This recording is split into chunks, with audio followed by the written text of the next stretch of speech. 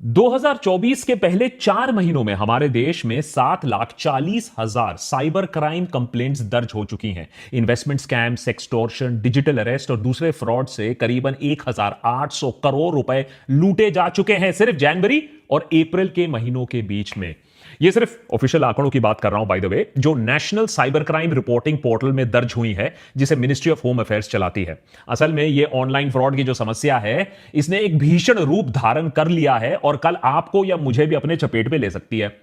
Indian cyber crime coordination centre या I4C के अनुसार मई 2024 में हर दिन 7,000 साइबर क्राइम कंप्लेंट्स रजिस्टर हो रही है। हर दिन 7,000 कंप्लेंट्स। यह आंकड़ा 2021-2023 के तुलना में 113% ज्यादा है। इन सारे क्राइम्स में पैसा मेन मोटिव होता है। 85% केसेस में कहीं ना कहीं किसी न किसी रूप में ऑनलाइन फाइनेंशियल फ्रॉड हो रहा है। पिछले 5 सालों में फाइनेंशियल फ्रॉड्स करीबन 1,000% बढ़ी हैं। 2023 में 1 लाख इन्वेस्टमेंट स्कैम्स रिपोर्ट किए गए। मार्केट में नया जो स्कैम आया है, डिजिटल अरेस्ट, उससे 120 करोड़ रुपए लूटे जा चुके हैं। ट्रेडिंग स्कैम का तो अलग ही जोन चल रहा है। अनुमान है 1,500 करोड़ रुपए का चूना लग चुका है लोगों का वहां। और एक बार ऑनलाइन स्कैम में आपका पैसा गया तो मिलना वापस बहुत ही मुश्किल होता है। 10% से भी कम केसेस में पुलिस आपकी मदद कर पाती है, आपका पैसा लौटा पाती है। शायद इसीलिए और शर्म के मारे बहुत सारा ऑनलाइन फाइनेंशियल फ्रॉड जो हो रहा है हमारे देश में, उसे रिपोर्ट भी नहीं किया जा रहा है। यह फ्रॉड्स अक्सर हमारी लापरवाही की वजह से भी होता है। जैसे कि व्हाट्सएप पर लिखा शब्द जो होता है, हम उसे भगवान का उपदेश मान लेते हैं कि व्हाट्सएप पर लिखा है, ठीक ही लिखा होगा। या रातों रात पैसा डबल करने की स्कीम में इन्वेस्ट करने के लालच में हम पैसा डाल लेते हैं। और बहुत बार आपकी गलती ना भी हो सकती है। क्यों? जैसे फ्रॉडस्टर्स आपका इंफॉर्मेशन, बायोमेट्रिक डेटा चुरा कर आधार इनेबल्ड पेमेंट सिस्टम या AEPS से पैसा निकाल सकते हैं और आपको खबर तक ना होगी। लोकल सर्कल द्वारा किए गए एक सर्वे में पता चलता है कि पिछले 3 सालों में 47% अर्बन हाउसहोल्ड्स हैं जहां कम से कम एक फाइनेंशियल फ्रॉड रिपोर्ट हुआ है, चाहे वो UPI हो, क्रेडिट कार्ड हो या कोई इन्वेस्टमेंट फ्रॉड हो।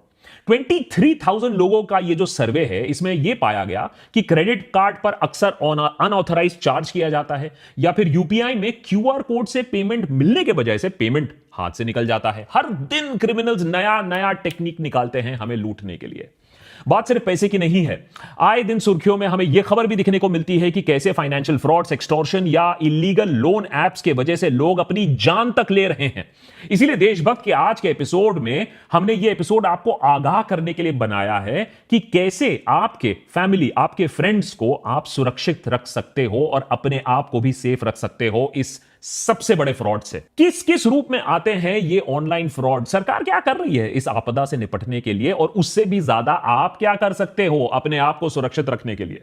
बड़े बड़े फ्रॉड्स में नेता, बिजनेसमैन, टैक्स पेयर का पैसा खा जाते हैं, लेकिन ये जो ऑनलाइन फ्रॉड है ना, उससे भी ज्यादा खतरनाक है। ये फ्रॉडस्टर्स आपके बैंक बैलेंस को, आपकी इज्जत को, आपकी जिंदगी तक को खा जाएंगे और डकार तक नहीं लेंगे।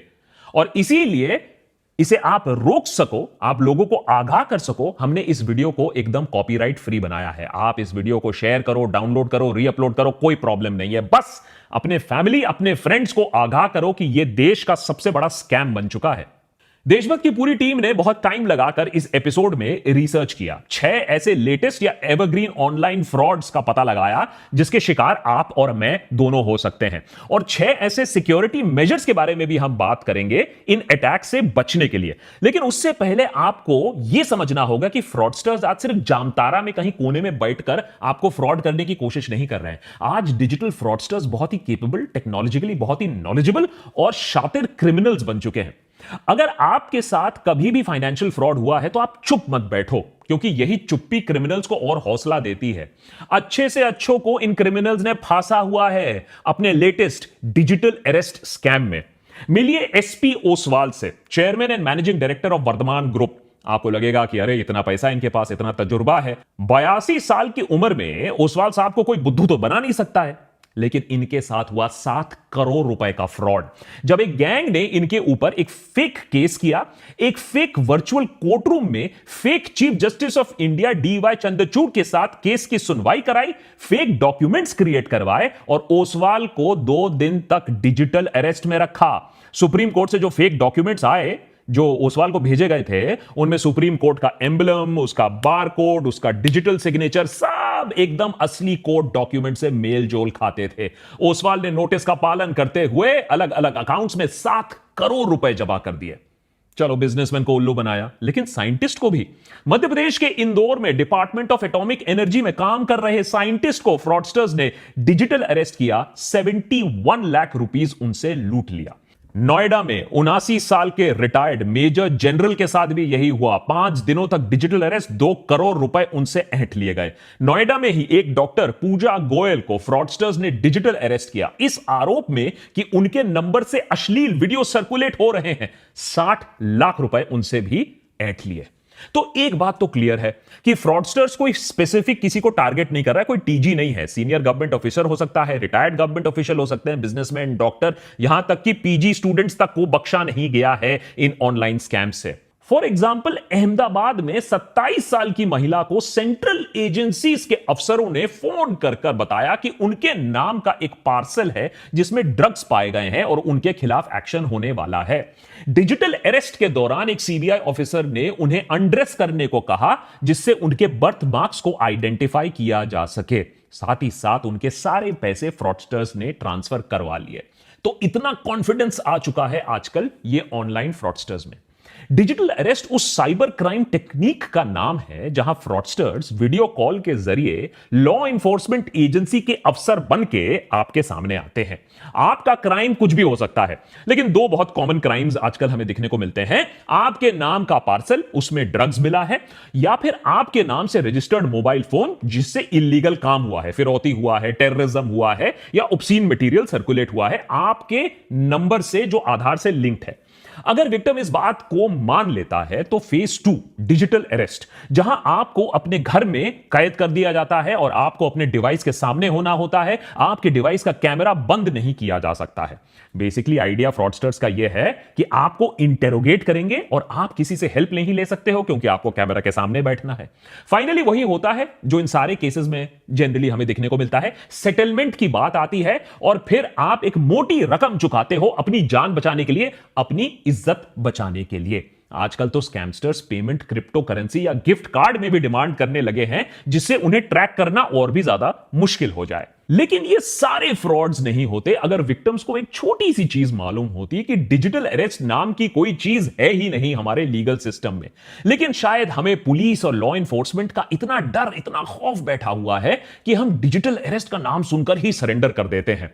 अब Indian cyber crime coordination centre ने बाकायदा एक नोटिस, एक प्रेस रिलीज जारी किया है जिसमें नागरिकों को आश्वासन दिया गया है कि लॉ इन्फोर्समेंट एजेंसी, सीबीआई हो, पुलिस हो, कस्टम, ईडी, जजेस हो, आपको वीडियो कॉल के जरिए कोई अरेस्ट नहीं कर सकता है। और अगर आपके पास कभी भी बाय द वे ऐसा कॉल आए तो उन्हें बोलो कि कम से कम घर आकर आपको नोटिस दे, घर आके आपको अरेस्ट करे। अरे डिजिटल इंडिया का मतलब इतना थोड़ा ही ना कि आप आलसी बैठ जाओ और सब कुछ ऑनलाइन ही करना शुरू कर दो। लेकिन डिजिटल अरेस्ट से बच भी गए तो क्या, अरे डिजिटल फ्रॉडस्टर्स तो हर कोने में इंतजार कर रहे हैं आपका। ये रहे 6 टॉप स्कैम्स जो हमारी टीम को मिले जिससे लाखों लोगों से करोड़ों रुपए लूटे जा रहे हैं। Number 1, UPI scam. Digital India और यूपीआई के चलते हमारी जिंदगी तो आसान हुई है, लेकिन साथ ही साथ डिजिटल फ्रॉडस्टर्स की भी जिंदगी आसान हो गई है। 2022-2023 में करीबन 1 lakh UPI based frauds report किए गए हैं। अगर आप सतर्क ना रहे तो डिजिटली आपका पैसा गायब हो सकता है बहुत आसानी से। साथ ही साथ क्यूआर कोड्स के मामले में थोड़ा सावधान रहना पड़ेगा। क्यूआर कोड कहां से स्कैन कर रहे हो, किसे पेमेंट दे रहे हो, यह थोड़ा भापना जानना जरूरी है। जैसे कि फॉर एग्जांपल अगर नहीं करोगे तो हाईटेक सिलिकॉन सिटी बैंगलोर में 41% रिपोर्टेड साइबर क्राइम इंसिडेंट्स होते हैं वो क्यूआर कोड स्कैम से रिलेटेड होते हैं। तो इतना कॉमन हो चुका है क्यूआर कोड का मिसयूज। Number 2, sextortion. बहुत ही भयानक रूप है हमारे टेलीकॉम रेवोल्यूशन और सस्ते मोबाइल फोन और सस्ते डेटा रेट्स का। स्कैमर्स लोगों को वीडियो कॉल करते हैं। बहुत बार अनजाने में लोग ऐसा अननोन नंबर से फोन उठा लेते हैं। दूसरे एंड में एक महिला अश्लील हरकतें करते पाई जाती हैं। जब तक आपको समझ में आता है कि यह मामला कुछ गड़बड़ है तब तक आपकी वीडियो बन चुकी होती है अश्लील हरकतें करते हुए। उसके बाद हमारी सदैव तत्पर पुलिस से आपको एक फोन आता है कि आपके खिलाफ ऑब्स्सेनिटी का केस दर्ज हो गया है और आपको अरेस्ट किया जा सकता है। सबूत के दौर पर आपका अश्लील वीडियो इस महिला के साथ आपके सामने पेश किया जाता है। इस समय इंसान ठंडे दिमाग से यह नहीं सोचता है कि हमारी पुलिस इतनी तत्पर कब से हो गई। अगर यह सच में ऐसा होता तो हमारा देश तो सेफेस्ट कंट्री फॉर वुमेन होता पूरी दुनिया में। फिलहाल इज्जत और नाक बचाने के लिए हम मामले को सेटल कर देते हैं पैसा देकर। आप भी खुश, स्कैमस्टर भी खुश। तीसरा बड़ा फ्रॉड, टेलीग्राम फ्रॉड। घर बैठे बैठे पैसा किसको कमाना नहीं अच्छा लगता? क्यों एडिटर है? आजकल एडिटर बोल रहा है कि अरे सीधा फाइल घर ही भेज दो, घर में बैठ के एडिट कर दूंगा, ऑफिस आने की क्या जरूरत है? लेकिन ऐसे स्कीम ना बहुत ही चौंका देने वाले हैं, और ऐसे स्कीम जो ऑफर करते हैं वो फ्रॉड ही होते हैं। पहला होता है व्हाट्सएप पर आपको एक जॉब ऑफर आता है। उसके बाद टेलीग्राम ग्रुप में आपका नाम ऐड कर दिया जाता है, जहां आपको बिग बॉस की तरह अलग अलग टास्क दिए जाते हैं। जैसे सोशल मीडिया प्लेटफॉर्म्स पे जाओ, वीडियो को देखो, व्यूज बढ़ाओ, लाइक करो वीडियोस को। पहले आपको आपके काम के लिए छुट्टर पैसे, थोड़ा बहुत पैसे भी मिल जाएंगे, आपका ट्रस्ट बढ़ जाएगा। फिर किसी कारण हेतु, जैसे कि ट्रेनिंग की है या फिर आपको ज्यादा बिजनेस मिलेगा, उस एक्सक्यूज पे आपको उल्टा पैसा जमा करना होता है। एक बार आपने मोटी रकम जमा की, बंदा गायब आपके पैसे के साथ। नंबर 4, एआई की दुनिया बहुत चकाचौंध है। मानवता एवोल्यूशन की अगली पायदान पर चढ़ रहा है एआई के साथ। क्रिमिनल्स ने बोला हम क्यों पीछे हट जाएं, तो उन्होंने भी एआई की मदद से लोगों को अब गधा बनाना और उनसे पैसा निकालना सीख लिया है। किसी के बेटे का एक्सीडेंट हो गया है, वो हॉस्पिटल से कॉल कर रहा है, पैसे की गुहार लगा रहा है, कैसे मना करोगे आप? किसी की बेटी को पुलिस ने होटल के रूम से नग्न अवस्था में अरेस्ट कर लिया है, और अगर आपको बचाना है अपनी बेटी को तो सेटलमेंट के पैसे निकालो अभी के अभी। आपको उसकी आवाज तक सुनाई दे रही है फोन पर, पीछे मदद मांग रही है वो। अगर वो घर पर बैठकर टीवी ना देख रही होती तो आप बात मान भी लेते, आप पैसे दे भी देते। कुछ लोग बच गए, लेकिन लाखों पेरेंट्स ने, लाखों रिश्तेदारों ने पैसा ऐसे निकाला है। और जो आवाज उन्होंने सुनी होती है, जिस पर विश्वास करके वो पैसे निकालते हैं, वो असली, ऑलमोस्ट असली ही आवाज होती है। सॉफ्टवेयर की मदद से, एआई की मदद से आप आज के डेट में किसी की आवाज को कॉपी कर सकते हो और फिर उस आर्टिफिशियल आवाज से कुछ भी बुलवा सकते हो। मिशन इंपॉसिबल में टॉम क्रूज ये सालों से करते आए हैं, लेकिन अब क्रिमिनल्स रियल लाइफ में ये कर रहे हैं एआई की मदद से, और आपको लूट रहे हैं। Number 5, link based cheating. देखिए, हर स्कैम को एआई की जरूरत नहीं है, कटिंग एज टेक्नोलॉजी की जरूरत नहीं है। कभी कभी हमारी जो कमजोरी होती है, फ्रॉडस्टर्स के लिए सबसे बड़ा वरदान वही होता है, ह्यूमन वीकनेस। जैसे हमारा लालच, सबको चाहिए एक फ्री में प्राइज, और व्हाट्सएप पर जो कुछ आता है वो तो 100% ट्रू होता है। तो व्हाट्सएप पर आ गया एक लिंक, आपने उस लिंक को क्लिक कर लिया और लिंक में मिला आपको एक शानदार प्राइज। फ्री बस फ्री सुनकर आपकी तो लार टपक गई। अब ये फ्री प्राइस के लिए आपको थोड़े डिटेल्स भरने, आपका एड्रेस भरना है, आपका आईडी प्रूफ भरना है, और कभी कभी प्राइस इतना बड़ा हो सकता है कि उसके लिए आपको अपना सारा बैंक डिटेल भरना हो, थोड़ा टैक्स का पैसा देना हो, शिपिंग का फी भी भरना हो। ये सारा पैसा आपने दिया, प्राइस आपको कभी मिला नहीं, और पैसा जो था वो भी निकल गया। और अगर ज्यादा अनलकी हुए तो बैंक का पासवर्ड भी दे दिया, तो बैंक अकाउंट भी खाली। Number 6, OTP scam.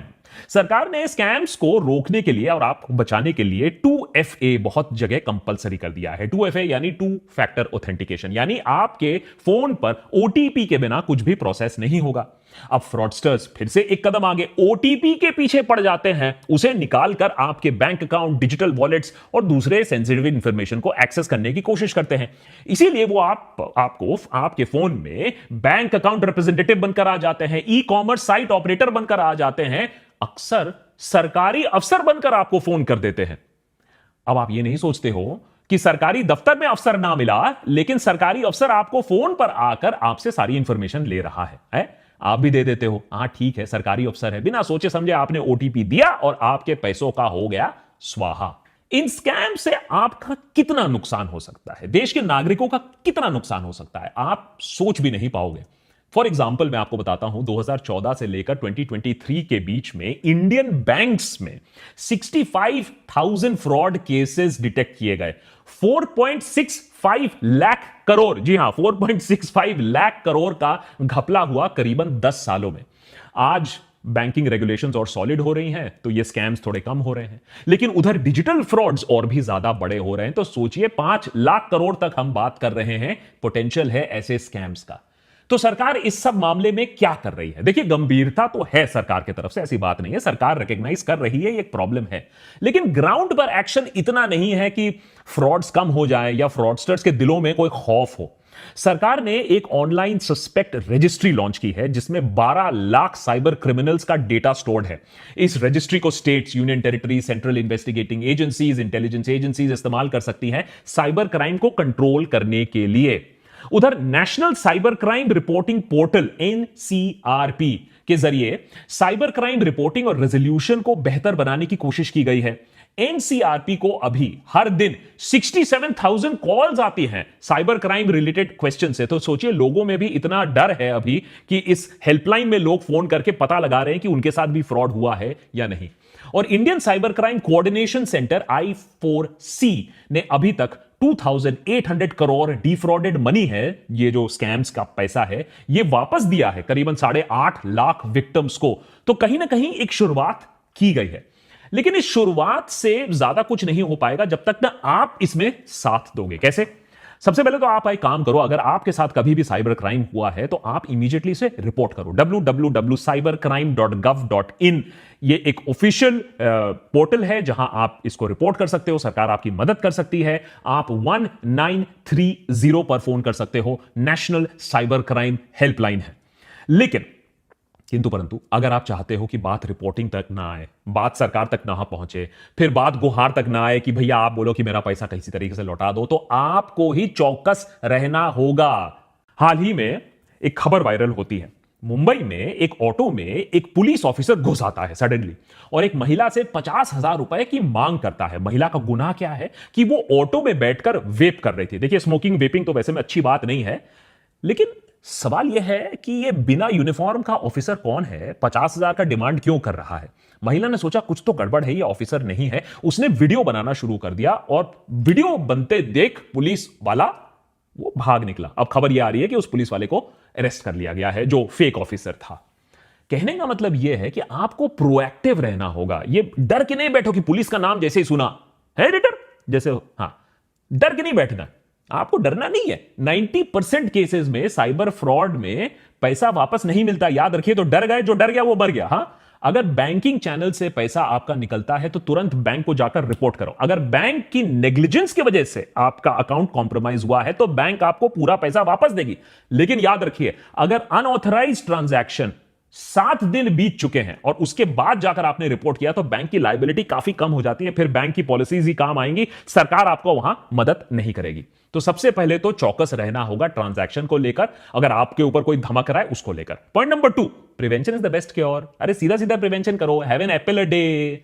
किसी अननोन मैसेज को मत खोलो, अनसोलिसिटेड लिंक को क्लिक मत करो, अननोन वीडियो कॉल को मत उठाओ, और जो बैंक ट्रांजैक्शंस हैं उन्हें हमेशा डबल चेक करके अप्रूव करो। अगर कंप्यूटर पर एंटीवायरस नहीं है, चलो वहां भी पैसा बचाना चाहते हो कोई बात नहीं, कम से कम अपने बैंक स्टेटमेंट्स को रेगुलर स्कैन करो। हर ट्रांजैक्शन पर एसएमएस अलर्ट लगाओ और ओटीपी 2 फैक्टर ऑथेंटिकेशन के बिना कुछ भी काम नहीं करने का। जो बात व्हाट्सएप पर आपने आज तक नहीं सीखा, कम से कम वो रियल लाइफ में सीख लो कि कोई भी क्यूआर कोड जो आपको दिखता है उसे ब्लाइंडली ट्रस्ट नहीं करने का। कोई भी पेमेंट लिंक जो आपको दिखता है उसे ब्लाइंडली पे नहीं करने का। किसी भी पेमेंट जहां दे रहे हो, देखो किस गेटवे को इस्तेमाल कर रहे हो, किस सॉफ्टवेयर को इस्तेमाल कर रहे हो, और मल्टी फैक्टर ऑथेंटिकेशन का आप इस्तेमाल करो। जैसे कि आप में क्रेडिट कार्ड में भी अगर ओटीपी है तो उसको इनेबल करो। और जो ट्रस्ट का फैक्टर है ना, इतना भी ट्रस्ट मत करो। हर अननोन नंबर को उठाने की जरूरत नहीं है। आपकी कॉलेज की गर्लफ्रेंड को अगर आपसे पैचअप करना होगा तो कोई और तरीका उसको मिल जाएगा। हर कॉल उठाने की जरूरत नहीं है। उठाओगे तो फिर आपका भी डिजिटल अरेस्ट हो जाएगा।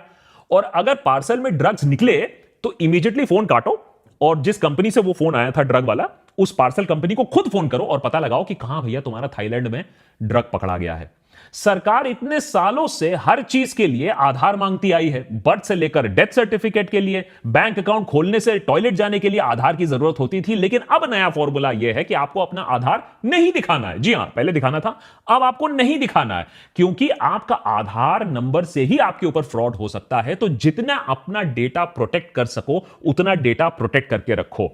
और जितना अपना पर्सनल इंफॉर्मेशन है, अपना फैमिली इंफॉर्मेशन है, हर चीज इंस्टाग्राम पे डालने की जरूरत नहीं है। थोड़ा सा अपने जो प्राइवेट इंफॉर्मेशन है उसे कंट्रोल में रखो, क्योंकि फ्रॉडस्टर्स ये भी देख रहे हैं कि आपका बेटा कब बाहर जा रहा है, कब छुट्टी पे जा रहा है, और फिर आपके पास आएगा पुलिस से फोन।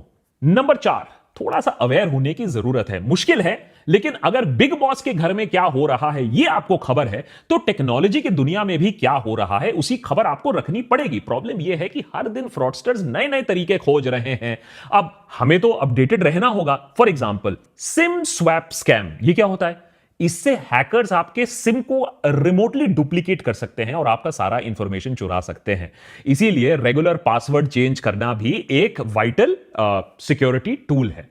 ओटीपी स्कैम से भी जरूर आपको बचना चाहिए कि ये जो आपका जो पर्सनल फाइनेंशियल डिटेल है कभी फोन पर नहीं शेयर करना। कोई अगर आपको कॉल कर रहा है, मैसेज कर रहा है, अपने बैंक का ऑफिशियल बोल रहा है, सरकारी ऑफिशियल बोल रहा है, तो ऑफिशियल चैनल के थ्रू जाओ, ऑफिशियल वेबसाइट के थ्रू जाओ। फोन पर जो बोल रहा है उसे मत बिलीव करो और कभी भी अपना ओटीपी किसी को मत दो।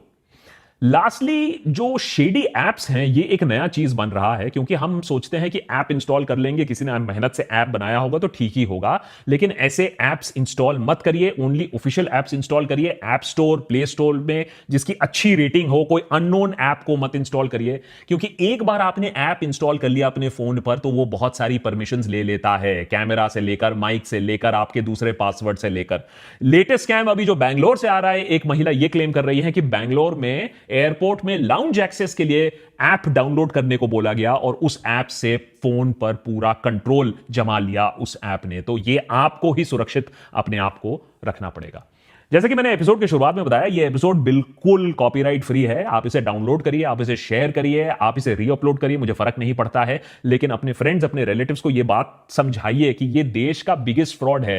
2G कोलगेट से आपका बैंक अकाउंट कम से कम नहीं जा रहा था, यह उससे भी बड़ा फ्रॉड है, जिससे आपका बैंक अकाउंट, आपकी इज्जत, आपकी रेप्यूटेशन और कुछ लोगों की जिंदगी तक जा चुकी है। So please be safe. और अगर ऐसे ही और भी एपिसोड्स आपको देखने हैं, as a matter of fact हमारे मेंबर्स ने ही बताया कि एक ऐसे एपिसोड की जरूरत है जहां लोगों को आगाह किया जाए, तो और ऐसी कौन कौन सी चीजें हैं जिनके बारे में लोगों को पता होना चाहिए जो मेन स्ट्रीम मीडिया कवर नहीं कर रही है, हमें जरूर बताइए। देशभक्त पर हम उसे जरूर कवर करेंगे।